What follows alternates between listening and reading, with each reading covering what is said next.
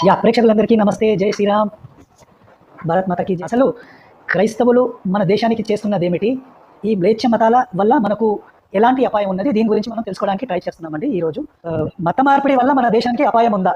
నేనైతే ఉందనుకుంటున్నాను. మీరేమంటారు? ఖచ్చితంగా ఉందండి. ఓకే. ఖచ్చితంగా ఉంది. అది ఎలాగంటే ఇప్పుడు చూశారు కదండి, ప్రపంచ దేశాలన్నీ కూడా చాలా దేశాలు భారతదేశాన్ని క్రైస్తవ దేశంగా మార్చాలని ప్రయత్నం చేస్తూనే ఉన్నాయి. వేల కోట్ల రూపాయలు ఖర్చు పెడతా ఉన్నాయి, ఫండింగ్ ఇస్తున్నాయి, బియ్య బస్తాలు ఇస్తున్నాయి కూడా ప్రజలకి. బియ్య బస్తాలతో పాటు అన్ని రకాల ఇల్లు కట్టిస్తున్నారు. నాకు తెలిసిన మన ఒకరు ఫోన్ చేశారు, సార్ క్రైస్తవ మతంలోకి వెళ్తే ₹1,00,000 ఇస్తారట, తిరిగి ఇవ్వట్లేదట సార్. అయితే రోజు చర్చికి వెళ్ళాలట, అట్లా సంవత్సరం పాటు చర్చికి వెళ్తే ఆ ₹1,00,000 తిరిగి ఇవ్వట్లేదట. నువ్వు కనుక చర్చికి వెళ్ళలేదు ₹1,00,000 తిరిగి ఇచ్చేయాలట. ఇది అగ్రిమెంట్ అండి సార్. ఇట్లా ఉంది సార్, ఇట్లా తయారైంది సార్ క్రైస్తవ మతాలన్నీ కూడా. అందుకే ఇది ఖచ్చితంగా ఎప్పటికైనా చాలా ప్రమాదకరమైన మతము. ఇంట్లో ఆడలకు కూడా సేఫ్టీ ఉండదు నాకు తెలిసి. ఈ మతంలోకి వెళ్తే వాళ్ళ శీలాలు పోవాల్సిందే ఖచ్చితంగా. అందుకని ఈ క్రైస్తవ మతంలో భారతదేశం ఇంకా చాలా ప్రమాదం ఉందండి. ఇంకా ముందు ముందు అందరూ చెప్తారు. ఇది సార్ నా అభిప్రాయం. కిరణ్, మీరు కూడా చెప్తారా? నమస్కారం డాక్టర్ గారు, గోపి గారు, పృథ్వీ గారు, చూస్తున్న ప్రేక్షకులందరికీ నమస్కారం. స్వాతంత్ర దినోత్సవ శుభాకాంక్షలు అండి. మీరు అడిగిన ప్రశ్న మత మార్పిడుల వల్ల దేశానికి ప్రమాదమా లేదా జాతికి ప్రమాదమా అన్నారు. ఇప్పుడు ఆ మతంలో కంటే మీరు ఇప్పుడు ఏదైతే మతం చెప్తున్నారో ఆ మతంలోకి వెళ్ళారనుకోండి, వాడు మిగతా పక్కన బతకనిస్తున్నాడు అంటే కనుక ప్రమాదం ఉండదండి. వాడు వాడిలా బతకనివ్వట్లేదు కాబట్టి అది ప్రమాదమే. ఓకే, ఇది నా ఉద్దేశం అండి. ఎస్పీ పరశురామ్ గారు, ఇంత కష్టపడుతున్నారు. దేశభక్తి చచ్చిపోతుందండి మారిపోయిన వాళ్ళలో. ఈ దేశము నాది కాదు అనే ఫీలింగ్ వస్తుంది, నాది చేసుకోవాలనే ఫీలింగ్ వస్తుంది. చెప్పండి. అబ్జెక్షన్ ఎందుకో చెప్పంటారు? దేశభక్తి ఉంది, ఏ దేశం మీద భక్తి ఉంది? మీద భక్తి అండి నేను అనేది చచ్చిపోద్దని. ఈ దేశభక్తి చచ్చిపోద్ది. మీకు ఎగ్జాంపుల్ చెప్పంటారా ఆధారాలతో సహా? చెప్పండి. ఒకే ఒక్క సెకండ్ డాక్టర్ గారు, మీరు పర్మిషన్ వాయిస్ వినిపిస్తున్నారు, షేరింగ్ చేయండి. నా ఛానల్ ఏం ప్రాబ్లం కాదు. ఏం చెప్పారండి? బైబిల్ చదివేసేస్తే బైబిల్ చదివి చేస్తే ఏమైందంట? జాగ్రత్త వినండి, జాగ్రత్త. బైబిల్ చదివి చేస్తే ఏదో అర్థమవుతుందంట. దేని గురించో మనకి బాగా అర్థమై ఉండేది మన దేశం అంటున్నాడు. బైబిల్ చదివి చేస్తే బైబిల్లో మన దేశం గురించి ఉందండి? ఎక్కడుందో మరి? కాదు, వాడు చెప్పింది ఇజ్రాయెల్ దేశం గురించి. ఇజ్రాయెల్ ని మన దేశం అంటున్నాడు వాడు. బైబిల్ మీరు చదివి చావట్లేదు, బైబిల్ చదివి చేస్తే మీకు మన దేశం గురించి తెలిసి ఉండేది. మన దేశం అంటే ఇజ్రాయెల్ దేశం అని వాడు పబ్లిక్ గా చెప్తున్నాడు. హ్యాపీ న్యూ ఇయర్ చెప్పమంటారా? వాడే. అవును, ఎడ్వర్డ్ విలియం కుంటం. అది మన దేశం అంటే ఇజ్రాయెల్ అంట అని వాళ్ళ చర్చలో చెప్తున్నాడు వాడు. చెప్తున్నాడు. అది మాట్లాడండి సార్. ఇంకా మనము నా బుక్ నుంచి కొన్ని పాయింట్స్ తీసుకుందాము. సో మత మార్పిడి మరణం అనే పుస్తకం నుంచి 9వ అధ్యాయంలో ముఖ్యంగా క్రైస్తవుడు అని చెప్పాను, కానీ ఇదే చాప్టర్లో ముస్లిమ్స్ గురించి అలాగే కమ్యూనిస్టుల గురించి కూడా కొంచెం చెప్పాను దీంట్లో. సో మీకు తెలుసండి, 3 మతాలు ఉన్నాయి. వీళ్ళకు దేశం లేదు, ఒక సంస్కృతి లేదు, ఒక భాష అంటూ లేదు. ఒక జాతికి ఒక భాష ఉందిలేండి, అది కూడా తర్వాత వాళ్ళు అడాప్ట్ చేసుకున్నారు. ఏమీ లేదు. వీళ్ళకు దేశ ప్రేమ ఎట్లుంటుంది చెప్పండి? ఇప్పుడు క్రైస్తవాన్ని తీసుకుందాం, వీళ్ళ దేశం ఏదండి? బేసిక్గా ఏది లేదు. ఇజ్రాయెల్ దేశం వాళ్ళదంటారు, అక్కడి నుంచి వచ్చింది కానీ అది వాళ్ళది కాదు. అదే ఇప్పుడు విన్నాం కదండి. అక్కడికి వెళ్ళి మా దేశం అంటే చిత్తకొడతారు. వాళ్ళకి ఏమైనా సంస్కృతి ఉందా? క్రైస్తవులకి ఏం లేదు, ఏమీ లేదు. అన్ని కాపీ పేస్ట్లే. పోనీ ఒక భాష అంటూ ఉందా? ఒకటేమో హీబ్రూలో, ఒకటేమో గ్రీక్లో, తర్వాత ఇంకెక్కడో. ఇస్లాం తీసుకోండి, సేమ్ ప్రాబ్లం. ఒక ప్రాంతం నుంచి మొదలయ్యి మొత్తం దేశాన్ని అంతా కబలిచ్చారు. పోనీ కమ్యూనిజంకి ఏ దేశం ఉంది చెప్పండి? జర్మనీలో ఎవడో కార్ల్ మార్క్స్ అనేటోడో ఎవడో ఒకడు స్టార్ట్ చేశాడు. అది తర్వాత రష్యాకి వెళ్ళింది, తర్వాత చైనాకి వెళ్ళింది. అసలు ఒక జాతి నీతి ఏది లేని మతాలు ఈ 3. సో ఇతర దేశాలు మీరు ప్రేమిస్తారా? సమస్య లేదు, ప్రేమించే సమస్యనే లేదు. సో నేను ఇక్కడ ఋగ్వేదం గురించి కొంచెం చెప్పాను, అది స్కిప్ చేసేద్దాము. ఇవన్నీ ఎందుకు చేశాను అని అంటే, మనకంటూ ఒక జాతి ఉంది, మనకు భాష ఉంది, ఒక కల్చర్ ఉంది, ఇవన్నీ ఉన్నాయి. వీళ్ళకి ఏం లేవని చెప్పడానికి కోసం ఇవన్నీ పెట్టాను. సో అంబేద్కర్ గారు ఏం చెప్పారు మత మార్పిడి గురించి? అణగారిన వర్గాలు ఇస్లాం లేదా క్రైస్తవంలోనికి మారితే వాళ్లకు జాతీయతాభావం పోతుంది అని చెబుతూ, వాళ్ళు ఇస్లాంలోకి వెళితే ముస్లింల సంఖ్య రెట్టింపు అవుతుంది, అలాగే భారతదేశం మీద ముస్లింల ఆధిపత్యం పెరిగే ప్రమాదం ఉంది, అలాగే వాళ్ళు క్రైస్తవానికి మారితే బ్రిటిష్ వారి ఆధిపత్యం పెరుగుతుంది అన్నారు. అంటే ఆ టైంలో ఇంగ్లాండ్ మన మీద అంత ప్రభావం చూపిస్తుందని అనుకోలేదు, కానీ ఇప్పుడు అది కూడా జరుగుతుంది. సో జాతీయతాభావం పోవడం అంటే ఏమిటి, అది మనం డిస్కస్ చేద్దాం. సో మీకు ఆర్టికల్ 51 తెలుసు అనుకుంటా, పృథ్వీకి ఇంకా మంచి ఐడియా ఉండొచ్చు. దీంట్లో కొన్ని అంశాలు ఉన్నాయండి. ఈ 51 ఆర్టికల్లో కొన్ని అంశాలు తీసుకుంటే ఈ మ్లేచ్ఛ మతాలు దేన్ని పాటించవు. సో ఎగ్జాంపుల్ తీసుకుందాం. ఆర్టికల్ 51A ఏమంటుంది? రాజ్యాంగానికి కట్టుబడి మరియు దాని ఆదర్శాలు, దాని సంస్థలు, జాతీయ జెండా, జాతీయ గీతాన్ని గౌరవించాలి. ఇవి చేసిన వాళ్ళు ఎవరన్నా ఉంటే నాకు చెప్పండి. ఇస్లాం క్రైస్తవంలో చేస్తారా, ముస్లింలు చేస్తారా, కమ్యూనిస్టులు చేస్తారా? ఎవరైనా ఒక్కడు. ఒక క్రైస్తవుడు ఏమంటాడు? జాతీయ జెండా కాదు, అది గుడ్డ ముక్క అంటాడు. ముస్లింలు వందే మాతరం పాడరు, జాతీయ గీతం పాడరు. ఇది మా మతానికి అగేన్స్ట్ అంటారు. చాలామంది మాకు బైబిలే ముఖ్యం రాజ్యాంగం కంటే అని అంటారు. ఇది కూడా మీకు ఐడియానే ఉంది. సో ఆర్టికల్ 51A దాదాపు వీళ్ళు ఏది పాటించరు. హక్కుల గురించి మాట్లాడతారు కానీ బాధ్యతల గురించి అసలు మాట్లాడరు. దీని గురించి ఏమన్నా ఎన్లైటన్ చేస్తారా మీరు? ఒక్కటంటే ఒకటి పాటించరు వీళ్ళు. అందరూ మ్యూట్లో ఉన్నారు. కాదు సార్, ఇప్పుడు వాళ్ళు ప్రశ్న అడుగుతారు ఇది నిర్బంధమా అని. కానీ కొన్ని నిర్బంధమా లేకపోతే స్వతంత్రమా ఉండదండి. కన్న తల్లిని మనం ఎక్కడైతే పుట్టామో ఆ భూమిని, అంటే మాతృభూమి అంటాం, మదర్ ల్యాండ్ అంటారు ఇంగ్లీష్లో అయితే, మాతృభూమిని గౌరవించాలి అని చెప్పి మనకి మన ఇతిహాసాల్లోనే చెప్పబడింది. జనని జన్మభూమిశ్చ స్వర్గాదపి గరియసి అని. అంటే స్వర్గం కన్నా ఈ రెండే గొప్ప, నేను వీటిని వదలలేను అని. అటువంటిది వీళ్ళ దాంట్లో ఉండదు. కన్న తల్లిని పట్టుకుని అమ్మ లేని వాళ్ళ దగ్గర ఏం ఆశిస్తాం సార్ మనం? ఎగ్జాక్ట్లీ కదా. వాళ్ళు దేవుడు అనుకునే అతను కన్న తల్లిని ఎప్పుడు అమ్మని పిలవాలా? ఇంకా వాళ్ళకి ప్రేమ ఎక్కడ ఉంటుంది? ఇంకోటి కూడా కిరణ్ గారు, నమస్కారం సార్, చెప్పండి. నమస్తే సార్. నమస్తే డాక్టర్ గారు, అందరికీ నమస్కారం అండి. ఇది కొద్దిగా డిఫరెంట్ ఉంది సార్ ఈ లైవ్ చాట్, ఇది అందుకని కొంచెం కష్టం. ప్లస్ అసలు మనం ఉన్నాం లేమో మాట్లాడుతున్నాం లేదో తెలియట్లేదు నాకు. బ్యాక్ స్టేజ్ అంటే మీకు మీరే ఏకాకి. Okay okay. సో వీళ్ళు ఇంకోటి ఏంటంటే సార్, వీళ్ళు ఈ దేశంలో ఉంటూ ఈ దేశం అన్నం తింటూ ఈ దేశం నీళ్లు తాగుతూ గాలి పీలుస్తూ మాది ఇజ్రాయిల్ అని చెప్పుకుంటారు. అయ్యో, మీకు ఇంత వినిపించాను మీరు లేదా? అదే నేను లేను సార్, ఇప్పుడే జాయిన్ అయ్యాను సార్ నేను. నువ్వు బైబిల్ చదివి చేస్తే నీకు మన దేశం గురించి తెలిసేది అన్నాడు. బైబిల్లో మన దేశం అంటే ఏంటి? వాడి ఉద్దేశం ఇజ్రాయిల్. ఇజ్రాయిల్ డైరెక్ట్ చెప్పాడు వాడు. అది ఇలాంటి వాళ్ళకి మనం ఏం చెప్తాం చెప్పండి డాక్టర్ గారు. నువ్వు ఉంటున్న దేశం, నీకు కూడి పెడుతున్న దేశాన్ని నువ్వు ప్రేమించలేని వాడివి, కన్న తల్లిని ప్రేమించలేని వాడివి, ఇంకా నువ్వు సాటి వాడిని శత్రువుని కూడా ప్రేమించండి, ఒక చెంప మీద కొడితే ఇంకో చెంప చూపించండి, ఇలాంటి సొల్లు కబుర్లు ఎవరికి చెప్తున్నా నువ్వు? వాళ్ళు చెప్పాల్సిన అవసరం లేనే లేదు అసలు. ఇలాంటి వాళ్ళు కబుర్లు చెప్తారు ఇదిగో బైబిల్లో కన్న తల్లిదండ్రులు గౌరవించమని. కానీ దేవుడు వచ్చి ఏం చెప్తాడు? నువ్వు నన్ను ఫాలో అవ్వాలంటే మొత్తం అందరినీ వదిలేయాలంటాడు. అవును, లేకపోతే నన్ను చేరుకోలేమంటాడు. ఇంక వీళ్ళకి మనం బాధ్యతల గురించి మాట్లాడటం అంటే అది ఇక అసలు దెయ్యాల ముందు వేదాలు వాలించడం లాంటిది. నేను ఆర్టికల్ బి చూపెడతాను.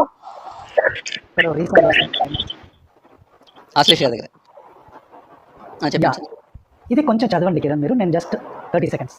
ఓకే అండి. స్వతంత్రం కోసం మన జాతీయ పోరాటాన్ని ప్రేరేపించిన గొప్ప ఆదర్శాలను గౌరవించడం మరియు అనుసరించడం. క్రైస్తవులు బ్రిటిష్ వారిని గొప్పవారిగా పొగుడుతుంటారు. ఎస్, ఆత్మీయ తండ్రులు. వాడు మనల్ని దోచుకెళ్ళిన విషయాన్ని చెప్పరు. వాడు దోచుకెళ్ళలేదండి, వీళ్ళ కోసం అక్కడ అడ్డుపెట్టి దాచాడు, ఇక్కడి నుంచి తీసుకెళ్ళిపోయి. కొందరైతే మనకు స్వాతంత్రం రాకుండా ఇప్పుడు కూడా బ్రిటిష్ వాడు పాలించుంటే బాగుండేదని అంటారు. నిన్నే చూసాం మనం ఆ వీడియోలో. స్వతంత్రం వచ్చిందని సంతోషిద్దామా అని. భారతదేశ సీకుడు చదివేమంటారా? సార్వభౌమాధికారం, ఐక్యత మరియు సమగ్రతను సమర్థించడం మరియు రక్షించడం.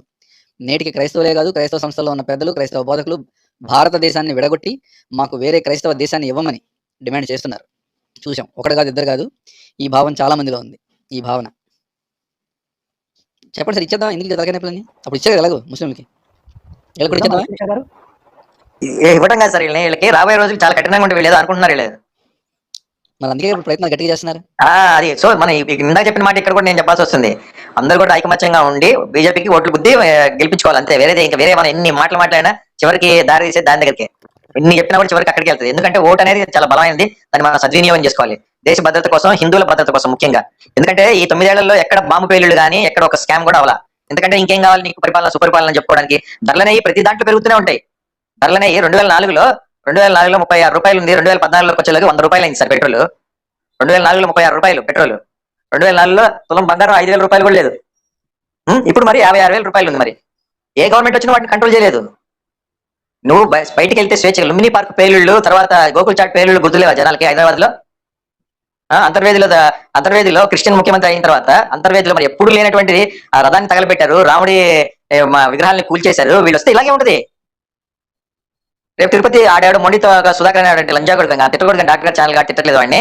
ఆడు సాక్షాత్తు కలియుగ దైవమైనటువంటి వెంకటేశ్వర స్వామి గుడి ముందుకు వచ్చి డెవిల్ గాడ్స్ అంటాడు. వాడు ఎంత ధైర్యం ఉంది వాడు ఆ మాటలు అంటాడు. వాడు అలాంటి వాడిని చూసి వదిలేసారంటే మనల్ని హిందువులు అనాలి, ఏమనాలి? అసలు సిగ్గుసరం ఉందా మనకి? ఆలోచించుకోవాలి ప్రతి హిందూ. రేపు ఈ మతాలు ఎక్కువైపోతే జరిగేది ఇదే. మీరు సంపాదిస్తున్న డబ్బులు, మీరు కూడబెడుతున్న డబ్బులని వాళ్ళ పాలు చేయడం కోసం, ఈ పాషాణ మతాలు పాలు చేయడం, వాళ్ళ ఇళ్లకు వచ్చి మిమ్మల్ని చంపి దోచుకెళ్ళిపోతారు. మీరు నిశ్చింతగా పడుకోవడానికి ఉండదు. మీరు బోడీ గవర్నమెంట్ ఉంది కాబట్టి మీరు హ్యాపీగా గుండె మీద చేసుకొని నిద్రపోతున్నారు. చిన్న చితక సంఘటనలు ఎవరి దాంట్లోనే అవుతాయి, ప్రతి దాంట్లో అవుతాయి, ప్రతి గవర్నమెంట్ లో అవుతాయి.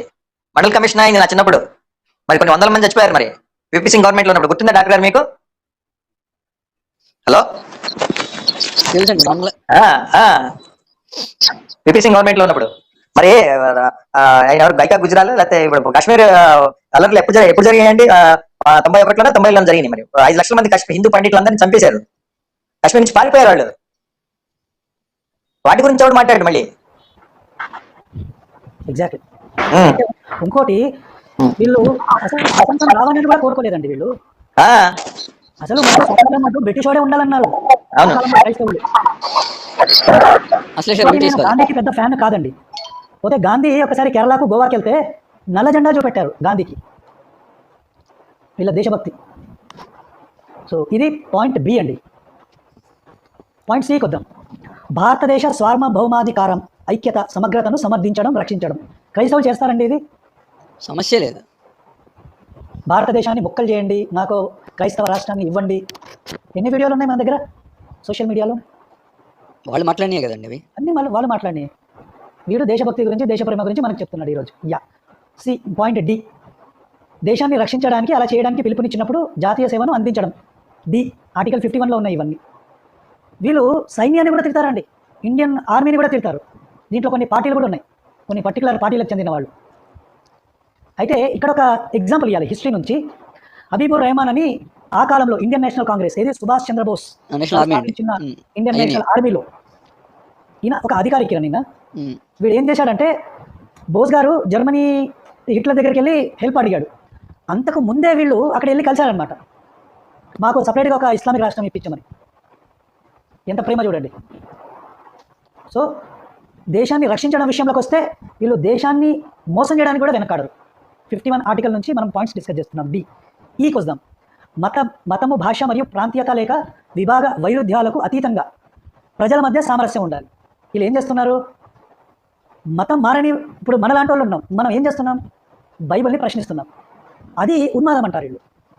చర్చిలలో చూసాం, కనకదుర్గమ్మని ఏది సైతాన్ అంటాడు, దయ్యం అంటాడు ఒకడు. సార్ చిన్న తేడా ఉంది సార్. మీరు బైబిల్ని ఇజ్రాయెల్ ప్రశ్నించట్లేదు, మీ ఇంటికి వచ్చింది కాబట్టి ప్రశ్నిస్తున్నారు మీరు. అంతేగా. మీరు అక్కడికి వెళ్ళి నువ్వు బైబిల్ ఎట్లా ఎందుకు రాసుకున్నాను అడగట్లేదు మీరు. అడగట్లా. మీ దగ్గరికి వచ్చిన ఇతనే నిజదేవుడితే నమ్మకపోతే నువ్వు పోతావు, నాశనం అయిపోతావు అన్నది అడుగుతున్నారు మీరు. అన్నది అడుగుతున్నాం మనం. సో అది కూడా వీళ్ళకు ప్రాబ్లమే. సరే, ఈకి వచ్చింది. సో మతం మారిన వాడికి ఈ వైరుధ్యాలు మళ్ళీ వీడే అంటారండి, కొన్ని ఛానళ్ళలో అంటారు, భారతదేశం అంటే అనేక కల్చర్స్ ఉన్నాయి, అనేక మతాలు ఉన్నాయి. క్షమించాలి. మళ్ళీ వీడేమంటాడు? భారతదేశాన్ని నేను బైబిల్ దేశంగా మారుస్తానంటాడు. అప్పటిదాకా నిద్రపోం. మేము మా చర్చిలలో ప్రార్థన చేస్తాం. సో 51 ఆర్టికల్ని ఎడంకాతో తంతాడు. ఎఫ్కి వద్దాం. మిశ్రమ సంస్కృతి, వారసత్వం, ఇవన్నీ దాన్ని రక్షించాలి. మన తెలుగు భాషని ఎంత దరిద్రంగా తయారు చేశారు, మొత్తం మార్చేశారు. తెలుగు భాష సంస్కృతం ఎక్కడ కాదంటాడు, ఎక్కడి నుంచి వచ్చారంటాడు. ఎగ్జాక్ట్లీ అదే చెప్పబోతున్నాను. భారతదేశ సంస్కృతం మనది కాదు, ఇరాన్ నుంచి వచ్చిందంటాడు. చీరలు కట్టుకోవడమే గౌతమ బుద్ధుడి తర్వాత వచ్చిందన్నాడు. ఎగ్జాక్ట్లీ. చెప్పండి. అదే సార్, చీరలు కట్టుకోవడం గౌతమ బుద్ధుడి తర్వాత వచ్చింది. మరి గౌతమ బుద్ధుడి తల్లి ఏం కట్టుకుందో? ఆకులు చుట్టుకున్నాను అడిగా, అందుకే కొంచెం కూడా సిగ్గుజనం ఉండదేమో నిజంగా నాకు. తర్వాత ముఖ్యంగా ఈ అడవులు, సరస్సులు, వన్య ప్రాణులు, వీటిని రక్షించడం, గోవులను రక్షించడం, ఇది కూడా వీళ్ళకి ఇష్టం లేదు. తర్వాత శాస్త్రీయ దృక్పథం కలగడం, మానవతావాదం గురించి మనం చెప్తుంటాం. ప్రార్థిస్తే రోగాలు పోతాయి, పరలోకమని మూఢనమ్మకంలో పడేస్తున్నారు మన జనాలని. అంటే ఎక్కడ తీసుకెళ్ళదలుచుకున్నారు మనల్ని? నెక్స్ట్ వద్దాం. ప్రజా ఆస్తులను రక్షించడం, హింసను మొన్న హర్యానాలో గొడవలు జరిగాయి. ఇప్పుడు మణిపూర్ కూడా తీసుకుందాం. పబ్లిక్ ప్రాపర్టీని కాల్చారు. క్రైస్తవులే ఒకరి చర్చలను ఒకరు తగలబెట్టుకున్నారు, హిందువుల గుళ్ళను కూడా కాల్చారు. కానీ వీళ్ళు ఏం చేస్తున్నారు? బ్లేమ్ అంతా హిందువుల మీద వేస్తున్నారు, క్రైస్తవులను విక్టిమ్గా చూపెడుతున్నారు. సో ఆర్టికల్ 51 తీసుకుంటే వీళ్ళు మొత్తంగా అఫ్కోర్స్ ఇంకా చాలా ఉన్నాయి, వ్యక్తిగత సామూహిక విశిష్ట సాధించడము. సో ఇలాంటివి ఏవి తీసుకున్నా కూడా వీళ్ళు పాటించారు. ఆర్టికల్ 51 వీళ్ళకి అవసరం లేదు. వీళ్ళకి కావాల్సింది ఆర్టికల్ 26, 25, 26, 27. మత మార్పిడి చేసుకుంటాం, మేము సువార్తను ప్రకటిస్తాం, ఎవడు ఆపినా వాడు మతోన్మాది. ఇది వీళ్ళ ప్లాన్ అన్నమాట. సో నేను ఏం చేస్తానంటే కొంచెం స్కిప్ చేసేస్తాను. అఫ్కోర్స్ మనం ఈరోజు బైబిల్ గురించి పెద్ద డిస్కస్ చేయాల్సిన అవసరం లేదు. సో వీళ్ళు ఏమేమి చేశారో అది నేను చెప్తాను. వీళ్ళు చేసిన దుర్మార్గాలు ఏమేమి ఉన్నాయో అది కొంచెం ఈ చాప్టర్లో నేను డిస్కస్ చేశాను. పోతే ఈ చాప్టర్లో అన్నిటి గురించి మనం మాట్లాడిన అవసరం లేదు. యేసు చేసిన గొప్పతనం ఏంది, యెహోవా చేసిన గొప్పతనం ఏంది, ఎన్ని రాజ్యాల మీద పడ్డారు, కుటుంబాలలో ఎలాంటి కలహాలు పుట్టించాలని యేసు చెప్పాడు, ఇవన్నీ మనకు తెలిసినాయి. ఇలాంటి పుస్తకాన్ని చదువుతున్నారు కాబట్టి వాళ్ళు దేశద్రోహులు అవుతున్నారు అనేది మన ప్రతిపాదన. సరే, నెక్స్ట్ వీళ్ళు చేసిన దుర్మార్గాల గురించి నేను కొన్ని చెప్తానండి. ఇవన్నీ మీకు తెలుసు అనుకుంటాను, వినుంటారు మీరు. ఫస్ట్ నేను 1992 సంవత్సరంలో ఛత్తీస్గఢ్లో దంతెవాడ జిల్లాలో ఒక స్వామీజీని చంపారు. స్వామి సదా ప్రేమానంద్ సరస్వతి. మీరు పేరు విన్నారా ఎప్పుడైనా? స్టెయిన్ అని ఒకటి ఉంటాడు సార్, వాడి ప్రోద్బలం చంపేశారు ఈయన్ని. అవును, వాడి గురించి కూడా చెప్తాను నేను. ప్రేమానంద్ సరస్వతిని చంపారు. ఎవరు చంపారో తెలుసండి? ఎందుకు చంపారంటే ప్రేమానంద సరస్వతి స్వామి వారు ఈ మత మార్పిడులకు అడ్డుగా ఉన్నారు. అవునండి. కన్వర్షన్ కాకుండా ఆ ఆదివాసీలలో చైతన్యాన్ని నింపుతున్నారు. సో పథకం ప్రకారం ఆయనను హత్య చేశారు. క్రిస్టియన్ మిషనరీస్ అండి. ప్రేమ మతం మళ్ళీ ప్రేమ మతం ప్రేమానందాన్ని బలిపోయింది. ఎస్, ప్రేమ దేవుడి పంపించేశారండి. పంపించారు. అయితే మీరు చెప్పింది ఒరిస్సా కందమాల్లో మన ఇక్కడ 1999లో గ్రాహం స్టీన్స్, నేను ఒప్పుకుంటాను, కానీ గ్రాహం స్టీన్స్ ఏం చేశాడనేది వీళ్ళు చెప్పారండి మీకు. ఎగ్జాక్ట్లీ, చాలా పెద్ద లుచ్చగాడు. వీడు మన దేవీ దేవతలను దూషించాడంట, హిందూ ధర్మాన్ని కూడా దూషించాడు. అదే కాదు డాక్టర్ గారు, అదే కాదండి, అక్కడ దాదాపు ఒక 100 మంది గిరిజన మహిళలను రేపులు చేశాడు అనధికారికంగా వీడు. అవునా? అది కూడా ఉంది వీటి మీద ఉన్న ఎలిగేషన్స్ లో అది కూడా ఉంది. అక్కడ గిరిజన యువతుల్ని రేప్ చేశాడు వీడు, అందుకు వాళ్ళు చంపింది. ఓకే, సో అలా రేపు చేసినందుకు అంటే అలాంటి పనులు చేశాడు కాబట్టి చంపారనమాట. సో అవునండి, అందుకనే సార్. కానీ దాన్ని ఎలా పోర్ట్రేట్ చేసినాయి అంటే వీడేదో దేశానికి సేవ చేస్తున్నట్టు, వీడేదో చాలా మంచి కార్యక్రమాలు అక్కడ చేస్తున్నట్టు, అక్కడ గిరిజనులకి వైద్యం విద్య నేర్పిస్తున్నట్టు బిల్డప్ ఇచ్చేసి పత్రికలన్నీ దానికి మతాన్ని అంటగట్టింది. యాక్చువల్లీ చేసే దౌర్భాగ్య పనులు ఏంటంటే మత మార్పిడి చేయడం. అక్కడ వచ్చినటువంటి మన పాస్టర్లు రెగ్యులర్ గా చర్చిలో చేసేది వాడు చేశాడు, అంతే అంతే, వేరేదేం లేదు. సో నెక్స్ట్ ఇంకోటి ఉన్నాడు. ఇది 27 ఆగస్ట్ 2000లో జరిగిన విషయం. స్వామి శాంతి కాళీ మహాప్రసాద్ మహారాజ్ ఈయన చంపారు. ఎక్కడ? త్రిపురలో. ఎవరు చంపారు? బాప్టిస్ట్ చర్చ్ ద్వారా చంపబడ్డాడు. సో బాప్టిస్ట్ చర్చ్ని సపోర్ట్ చేసే తీవ్రవాదులు కొందరు స్వామి శాంతి కాళీ మహారాజ్ని చంపారు 27 ఆగస్ట్ 2000లో. మీరు ఇక్కడ చూస్తే, సో ఇక్కడ కూడా సేమ్ ఇష్యూ, మత మార్పిడి, ఈ మాఫియాకు ఈయన అగెన్స్ట్గా నిలబడ్డాడు అనమాట. అందుకు చంపారు అని మనం చెప్పట్లేదండి. ఆ కాలం నాటి త్రిపుర గవర్నమెంట్ ముఖ్యమంత్రి మణిక్ సర్కార్ కూడా యాక్సెప్ట్ చేశాడు. మత మార్పిడులకు అడ్డుగా ఉన్నాడు ఈయన అని ఈ మహారాజ్ని చంపారు 27 ఆగస్ట్ 2000లో. నెక్స్ట్ ఒకటి చెప్తాను. 2001లో ఎక్కడ? మేఘాలయలో. ఈయన పేరు ఏంటంటే రిజోయింగ్ బోంగ్జా. వీళ్ళందరూ ఆదివాసులు అండి. వీళ్ళు మన ఇండియాలో ఉన్నారు, ఆంధ్రప్రదేశ్ తెలంగాణలో ఉన్న వాళ్ళు కాదు, ఆ గిరిజన ప్రాంతాలలో గిరిజనులు వీళ్ళంతా. ఈయన సెంగ్ ఖాసీ అంటారు ఈ తెగ, దానికి నాయకుడు అనమాట. ఈయనని చంపారు. ఏ డేట్లో? 2001లో. డేట్ కూడా మన దగ్గర 2001లో అనుకుంటా, నాకు డేట్ దొరకలేదు. ఈయనని చంపారు. ఈయనని చంపింది ఎవరు? ఇక్కడ ఇచ్చానండి, ఈ కౌన్సిల్ అనే తీవ్రవాద సంస్థ, హెన్సిలెస్ నేషనల్ లిబరేషన్ కౌన్సిల్. ఇది క్రిస్టియన్ మాఫియాలకు సంబంధించిన సంస్థ అండి, తీవ్రవాద సంస్థ. ఈయనని చంపారు, రిజోయింగ్స్. ఈయనని చంపారు 23rd 2018 ఆగస్టులో ఒరిస్సా కందమాల్. ఇది మీకు చాలా చాలా మందికి తెలుసు. లక్ష్మణానంద్ సరస్వతి ఈయన పేరు. ఒక్కరిని కాదండి, ఈయనతో ఉన్న ఇంకో ముగ్గురిని కూడా చంపారు. చంపింది ఏ రోజు? శ్రీకృష్ణ జన్మాష్టమి రోజు చంపారండి. వాళ్ళు ఏమేమి పట్టుకొచ్చారు? AK-47 రైఫల్స్, దేశీయ తుపాకులు, ఇవన్నీ పట్టుకొని వచ్చి చంపారు ఆయన. అంటే వీళ్ళ దగ్గర AK-47 రైఫల్స్, స్వదేశీ తుపాకులు ఇవన్నీ కూడా ఉన్నాయి. ఎందుకు? మళ్ళీ మత మార్పిడిని అడ్డుకుంటున్నాడు. ఆదివాసీలు మోసపోవద్దు అని ఆయన ఈ ఆదివాసీలకు సపోర్ట్గా నిలబడితే ఆయన చంపేశారు. ఈ రోజుకి కూడా వాళ్లకు శిక్ష పడలేదండి. ఈ రోజుకి కూడా వాళ్ళకి శిక్ష పడలేదు. ఇది 2008లో జరిగింది. ఇక నెక్స్ట్కి వస్తాం. ఈ సరస్వతి స్వామి అన్నాను కదండి, ఈయనని చంపినవాడు ఎవరు? సభ్యసాచి పాండే అంటారు ఈయన్ని. సభ్యసాచి పాండే. వీడు మావోయిస్ట్ అనుకునేటోడు. మావోయిస్టే కాదండి, వీడు క్రిస్టియన్ కూడా, క్రిస్టియన్ మావోయిస్ట్ వీడు. ఇంకో స్టేట్మెంట్ కూడా ఇచ్చాడు, నేను LK అద్వానీని, అశోక్ సింగల్ని, ప్రవీణ్ తొగాడియాలను కూడా చంపుతాను అని ఓపెన్ స్టేట్మెంట్ ఇచ్చాడు. వీడు ఓపెన్ స్టేట్మెంట్ ఇచ్చాడనమాట. సో వీళ్ళంతా క్రిస్టియన్ మిషనరీస్ కాదండి, టెర్రరిస్టులు అండి, మావోయిస్ట్ నేతలు వీళ్ళంతా కూడా.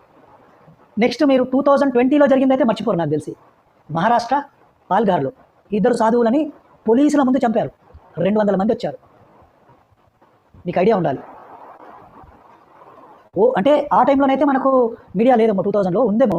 బట్ ఇప్పుడు మాత్రం 2000లో ఓపెన్గా కెమెరాలో చూస్తుండగా చంపారు. 2 సాధువులని చంపారు పాల్గార్లు. ఒక ఆయన 70 ఏళ్ళ ముసలోడు, ఇంకో ఆయన యువకుడు.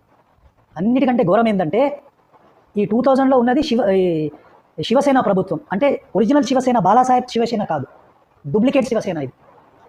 పోలీసులు ఈ ఇద్దరిని తీసుకుపోయి ఆ గ్రూప్కి అప్పగిచ్చారు. వాళ్ళు కట్టెలతో దాంతో కొట్టి చంపేశారు, కెమెరాలో రికార్డ్ అవుతూ ఉండగా. ఇది మత మార్పిడి జరిగితే మన దేశం ఏమవుతుందో చెప్పడానికి ప్రత్యక్షమైన సాక్ష్యం. పోతే అట్లా అని ఆదివాసులు మతం మార్చబడ్డారు అలాగే లేరండి. మీకు బిర్సా ముండా గురించి తెలుసు. ఈరోజు బిర్సా ముండా పేరు పట్టుకుని ఒక పొలిటికల్ పార్టీ ఉంది ఛత్తీస్గఢ్లో అనుకుంటా. వాళ్ళకి వారసులమని చెప్పుకునేవాళ్ళు. పోతే వీళ్ళంతా మతం మారిపోయారు. కానీ ఆ కాలంలో బిర్సా ముండా ఈ బ్రిటిష్ వాళ్లకు అగేన్స్ట్గా, క్రైస్తవ మిషనరీలకు అగేన్స్ట్గా ఫైట్ చేశాడు. శంఖ్ కాశీ అని ఒక ఆయన ఉన్నాడు. ఈయన కూడా మేఘాలయకు తెలిసినవాడు. అలాంటి వాళ్ళు చాలామంది ఉన్నారండి ఆదివాసులు. వీళ్ళు ఫైట్ చేశారు బ్రిటిష్ వాళ్ళ మీద, ప్లస్ ఈ క్రైస్తవ మిషనరీల మీద. సో ఇంతమంది ఉన్నారు, వీళ్ళంతా ఫైట్ చేశారు. అంటే ఇక నెక్స్ట్ నేను ఏం చేస్తానంటే 2018లో ఒక సంఘటన జరిగింది. మీకు అందరికీ తెలిసిందే. మాట్లాడచ్చా? యా, మాట్లాడండి. ఇప్పటిదాకా మీరు చెప్పింది దాని మీద మీరు ఇందాక చంపేశారు అంటున్నారు ఏంటి సార్? మీరు అలాంటారు ఏంటండి? వాళ్ళకి హక్కు లేదా? చంపేశాక బైబిల్ దేశంగా మార్చడానికి అడ్డుగా ఉన్నారు సార్, అందుకని చెప్పి చంపేశారండి. లోక 19:27 నేను తమ్ముని ఏలడానికి ఇష్టం లేని నా శత్రువులను ఇక్కడ తీసుకొచ్చి నా దగ్గర సంహరించండి. ఫేవరెట్ మన అభి ఫేవరెటా? అదే వాళ్ళకున్న స్వాతంత్రాన్ని తీసేస్తేట సార్. వాళ్ళు ఏదో పాపం అందరినీ మొత్తం మార్చేసి బైబిల్ దేశంగా చేయాలనుకుంటున్నారు. వాళ్ళ దేవుడు చెప్పింది అదే. అక్కడ వాళ్ళకి స్వాతంత్రం లేకపోతే ఎట్లా మరి? అంతేగా. హత్య చేశారంటారేంటి మీరు? చెప్పండి సార్. సారీ అండి. సో అంటే వాళ్ళు ఒప్పుకోరు కదా కిరణ్, అది వాళ్ళు ఒప్పుకోరు, అదే ప్రాబ్లం. సో 2018లో కూడా ఒక సంఘటన జరిగింది, మీ అందరికీ తెలుసు, మీరు న్యూస్ ఫాలో అయితే. భీమా కొరేగాంలో పెద్ద అల్లర్లు చెలరేగాయి 2018లో. దీంట్లో పట్టుబడిన వాళ్ళు ఎవరో తెలుసండి మీకు? నేను పేర్లు ఇస్తున్నాను.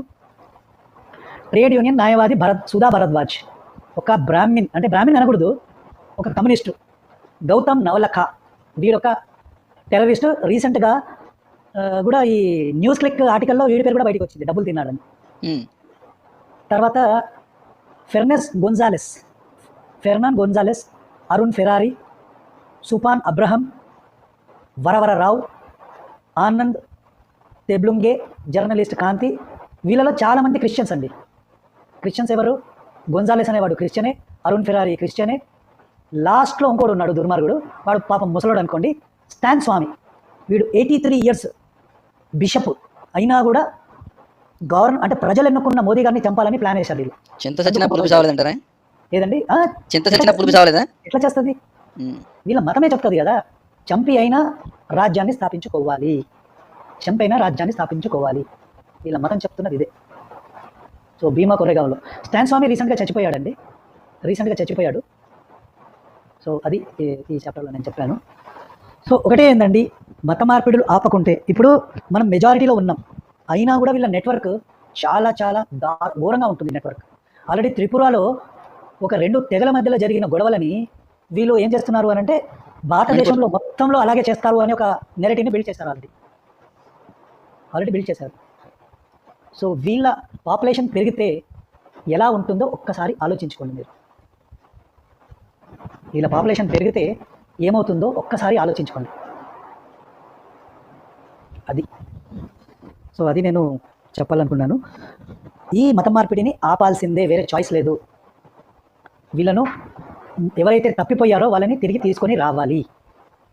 సో మీరేమన్నా చెప్తే మనం క్లోజ్ చేసేద్దామండి. చిన్న మత మార్పిడి మరణం అనేటువంటి పుస్తకానికి సంబంధించి ప్రతి ఒక్కరు కూడా ప్రేక్షకులు తెలుసుకోవాల్సిన విషయాలు చాలా ఉన్నాయండి. ఇది కేవలం ఫస్ట్ చాప్టర్ మాత్రమే. ఇంకా చాలా విషయాలు మనము తెలుసుకొని వాటిని ఆచరిస్తూ 10 మందికి తెలియజేయాలనేది నా స్టేట్మెంట్ అండి. I be here. అమ్మగారు మీరు నన్ను మన్నించాలి.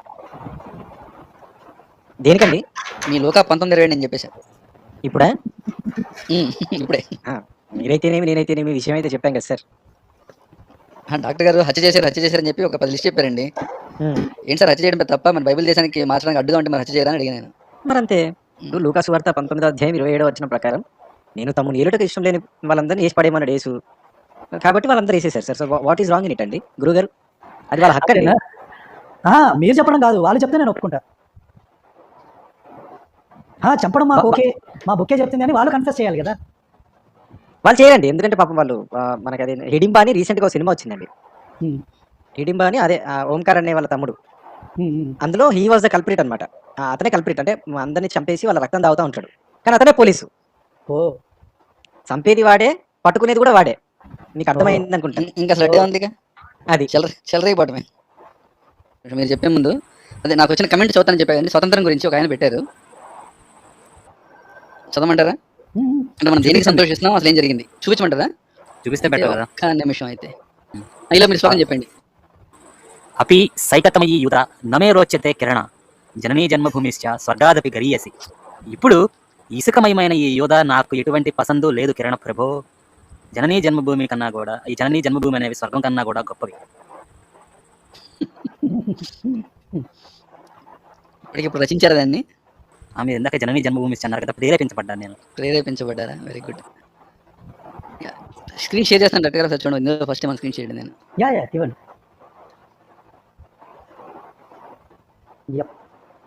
ఇది నేను జస్ట్ హ్యాపీ ఇండిపెండెన్స్ డే పెట్టినందుకు ఒక ఆయన మనకి కనిపిస్తాను కదండి. కనిపిస్తుంది. ఓకే, ఈయన పేరు ఇక్కడ మనకి యూజర్ సంబంధించిన నెంబర్ కనిపిస్తుంది, బట్ ఆయన ఛానల్ పేరు వచ్చి యేసు పెద్ద బుస్సు, అదే ఆయన ఛానల్ పేరు. ఇదిగోండి ఇక్కడ ఉంది కదా, ఇది యేసు పెద్ద బుస్సు. సరే, నేను ఏం చెప్తానంటే 1947 ఆగస్టు 15 మనకు స్వాతంత్రం వచ్చిందని నమ్మడం మూర్ఖత్వం. ఎందుకో కింద పాయింట్స్ ఇచ్చారనమాట. 1917 ఖిలాఫత్ ముసుగులో పథకం రచించి 47లో మతం ఆధారంగా ఈ దేశాన్ని 3 ముక్కలు చేశారు. అంటే అప్పటికే ముందు రచించేశారని. ఎడారి మతోన్మాదులు, విగ్రహారాధికులు ముస్లిమేతరులు ఉన్న భూభాగాన్ని అశుద్ధంగా పరిగణిస్తూ తమ వేర్పాటువాదాన్ని వెళ్ళగక్కుతూ తమ దేశానికి పవిత్ర స్థలం అని అర్థం వచ్చేటట్టుగా పాకిస్తాన్ నామకరణం చేసుకుని మన 30% భూభాగాన్ని తనుకుపోయి ఒకరోజు ముందే తమ తురక దేశం ఏర్పాటు చేసుకుని సంబరాలు చేసుకున్నారు పొరుగుదేశం ఉగ్రవాదులు. అంత పెద్ద మొత్తంలో భూభాగం కోల్పోయిన బాధను మరిచి గోచి కట్టి తెల్లడిని మహాత్ముడు తరిమేశాడు అని పండగ చేసుకునే మూర్ఖులం మనమే. అదేనండి, అంత పెద్ద మొత్తంలో భూభాగాన్ని కోల్పోయిన బాధను మర్చిపోయి గోచి కట్టి తెల్లడిని మహాత్ముడు తరిమేశాడని పండగ చేసుకునే మూర్ఖులం మనమే.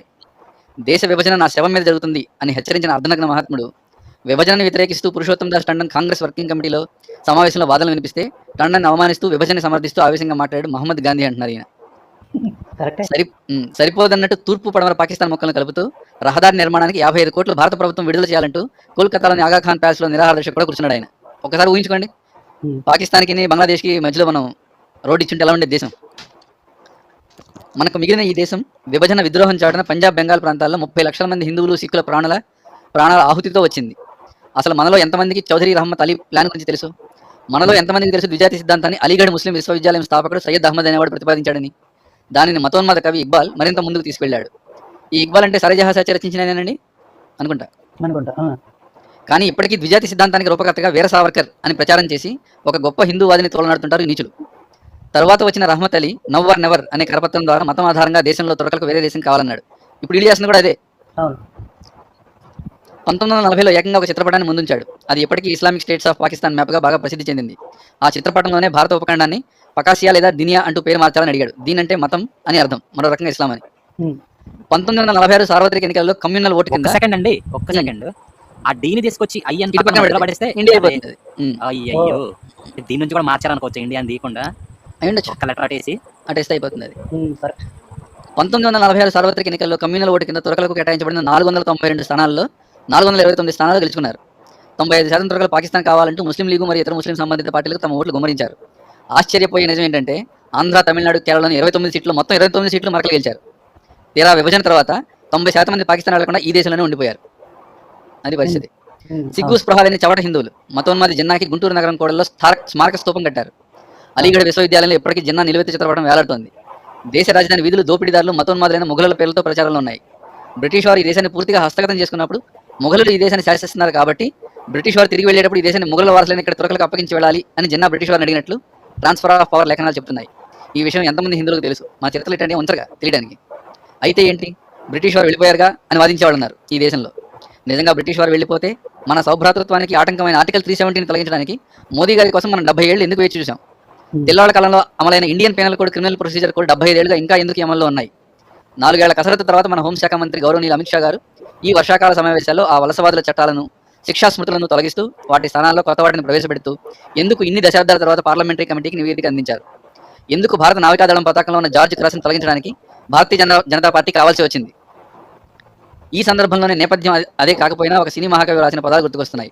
అర్ధ శతాబ్దపు అజ్ఞానాన్ని స్వతంత్రం అందామా వందే మాత్రం అంటే ఇప్పుడు 50 ఏళ్ళప్పుడు రాసిన పాట ఏంటి వచ్చింది 50 ఏళ్ళ స్వతంత్ర దినోత్సవం అప్పుడు అది ఇప్పుడు ఉటంకించారు ఈయన వందే మాత్రం అండి. సిరివెన్నెల గారు కదా రాసింది ఇది. చెప్పండి సార్ దీని మీద మీ అభిప్రాయాలు ఎవరైనా ఈ ఆర్టికల్ మీద కానీ ఈ కమెంట్ మీద. 370 తొలగించడానికి ఎందుకు ఇన్ని లాగాల్సి వచ్చింది? ఈ ఐపీసీ సిపిసి మార్చడానికి ఎందుకు ఇన్ని లాగాల్సి వచ్చింది? భారత నావికాదళం పతాకంలో ఉన్న జార్జి కరాసిని తొలగించడానికి భాజపా ఎందుకు కావాల్సి వచ్చింది? కమిట్మెంట్ కావాలి కదా కిరణ్. కమిట్మెంట్ లేని పార్టీలు చాలా ఉన్నాయి. నాకు అధికారం వస్తే చాలు మిగతాయి టైం పాస్. సో ఈ దేశం దాని వారసత్వ సంపద చరిత్ర అసలు అనవసరం ఎవరికి. ఎగ్జాక్ట్లీ అలా ఉంది మన పరిస్థితి. ఇది అని ఎందుకు ప్రశ్నిస్తే మనం మతోన్మాదులు అవుతాం లేకపోతే ఉగ్రవాదులు అవుతాం. అరే ఇది మన దేశ సంపద లేకపోతే మన దేశ సంస్కృతి మన దేశ చరిత్ర అంటే లేదు, వీళ్ళందరూ ఎక్కడి నుంచో వచ్చారు, దానికి ప్రూఫ్ ఉందంటే ఉండదు. ఎందుకంటే ఆ పుస్తకంలో ఆ జలప్రలయం అప్పుడు వచ్చిందన్నారు కాబట్టి దాని తర్వాత మిగతా వచ్చినట్టు. ఇంకా అంతకుముందు ఎవడు మనిషి బతకూడదు, వాడు చెప్పాడు కాబట్టి. అంత దూరం ఈరోజు మంచిగా ఘనంగా జరుపుకోవడం మాత్రమే కాదు, ఈరోజు అంటే మన స్వతంత్రంగా ఉన్నాం మనం ఇప్పుడు. దీన్ని అలాగే జరుపుకోవాలి అంటే మనం ఎంతో పోరాడాల్సి వస్తుంది రాబోయే కాలంలో. ఆ పోరాటాన్ని ఆపేశామంటే ఈ దుష్టుల రాక్షసుల చేతిలోకి రాజ్యం వెళ్ళిపోతుంది, దేశం వెళ్ళిపోతుంది, అధికారం వెళ్ళిపోతుంది. ఇంకా తర్వాత మనం చేయగలిగింది ఏమీ ఉండదు. కాబట్టి పోరాడుతూనే ఉందాం. సో మీ అందరికీ మరోసారి స్వతంత్ర దిన శుభాకాంక్షలు. భారత్ మాతకి జై. భారత్ మాతాకి జై.